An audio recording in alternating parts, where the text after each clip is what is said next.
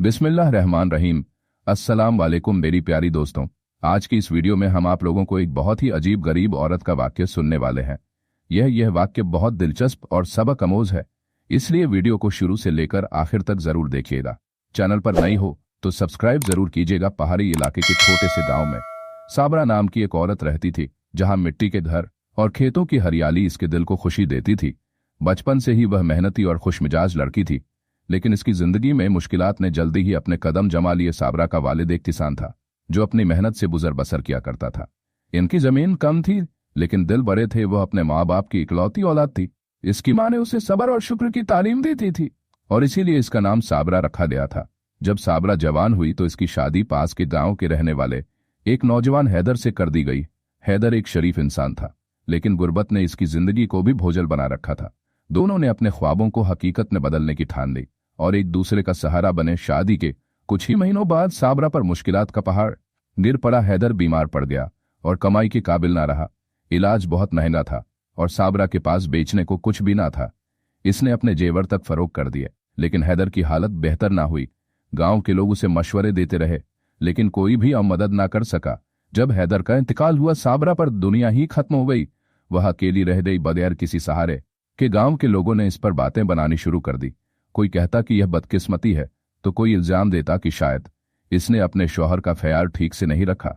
समाज का रवैया इसके दिल को चीर गया। गमों के इन अंधेर में साबरा ने हार नहीं मानी। उसने अपने सिलाई कढ़ाई के हुनर को इस्तेमाल करते हुए काम शुरू किया।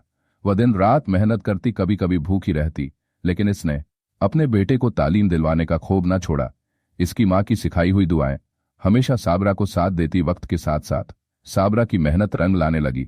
इसने एक छोटा सा सिलाई का कारोबार शुरू किया।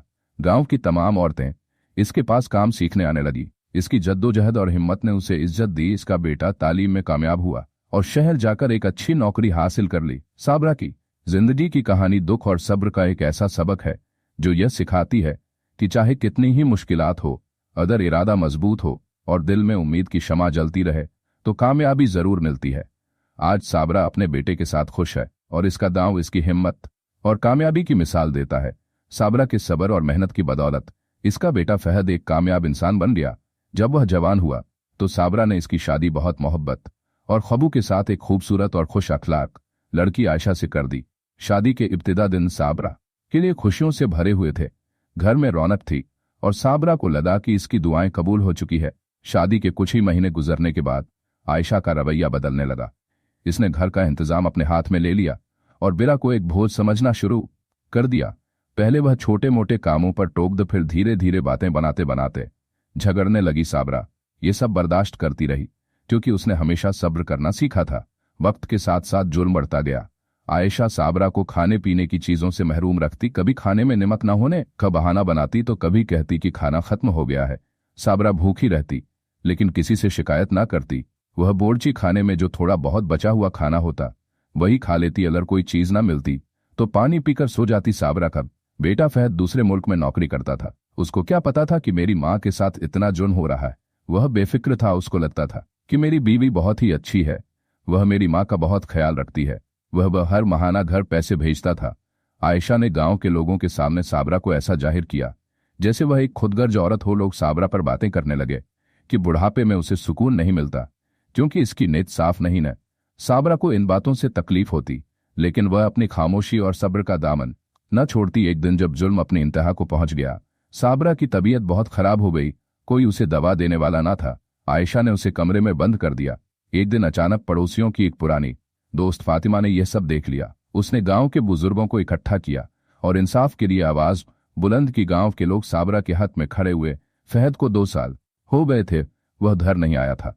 वह जानता था कि माँ ने किस तरह अपने ख्वाबों की कुर्बानी देकर इसके लिए राह हवार की थी।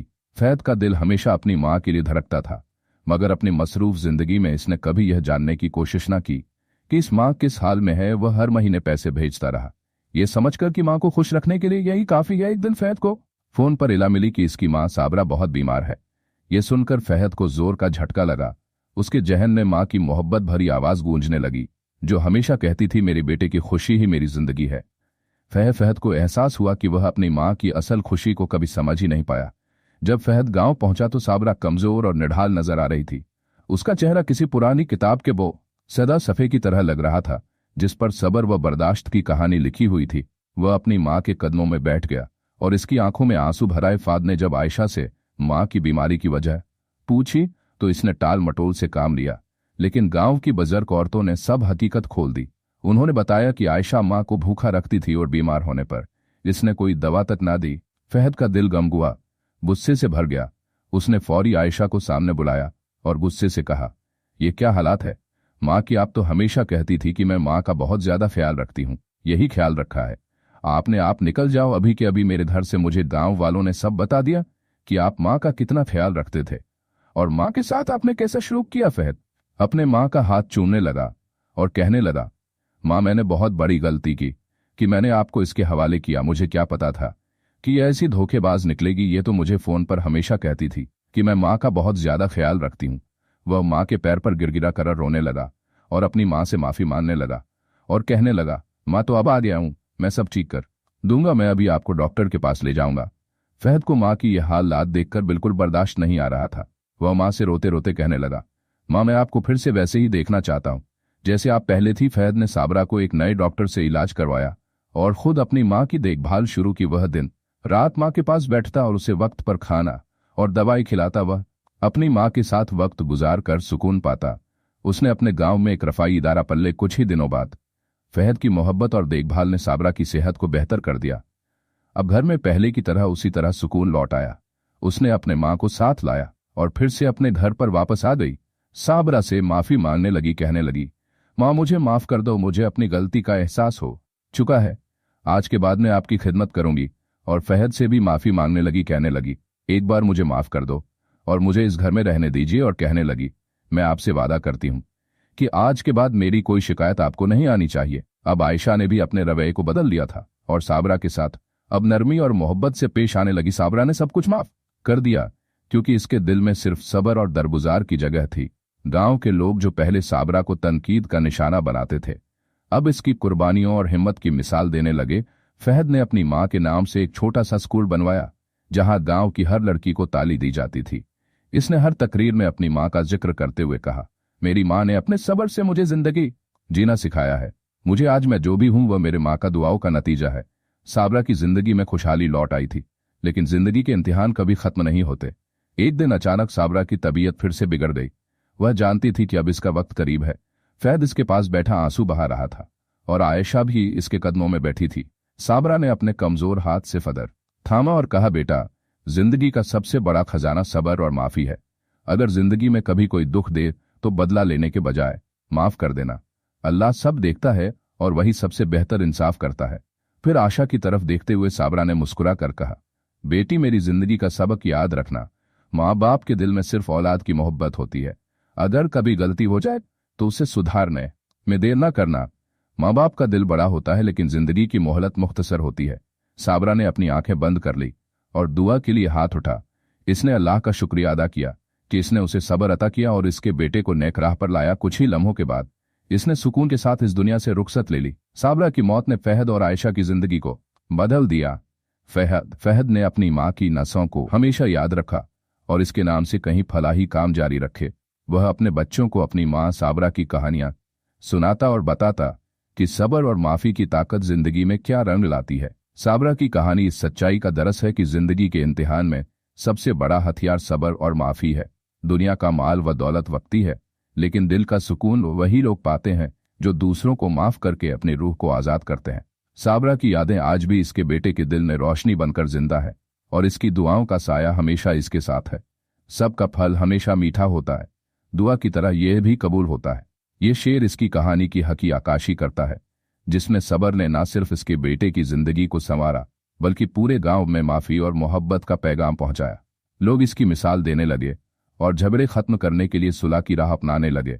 वह जानते थे कि साबरा की रूह फहद के किरदार में जिंदा है और इसकी दुआओं का साया आज भी इसके फैसलों में झलकता है। फद्दे गांव के मरकज चौक पर एक तख्ती नसीब की, जिस पर लिखा था, सब्र करने वाला दुनिया में जीता है लेकिन माफ करने वाला आखिरत में। यह तख्ती इस यादगार का हिस्सा बन गई जहां लोग साबरा की अजमत और मोहब्बत की कहानियां सुनने आते थे। जब भी फहद को माँ की याद आती, वह इनकी कही हुई बातों को दोहराता और अपने दिल को सुकून देता और अपनी माँ साबरा का यह शेर कहता, सब्र का फल हमेशा मीठा होता है, दुआ की तरह यह भी कबूल होता है।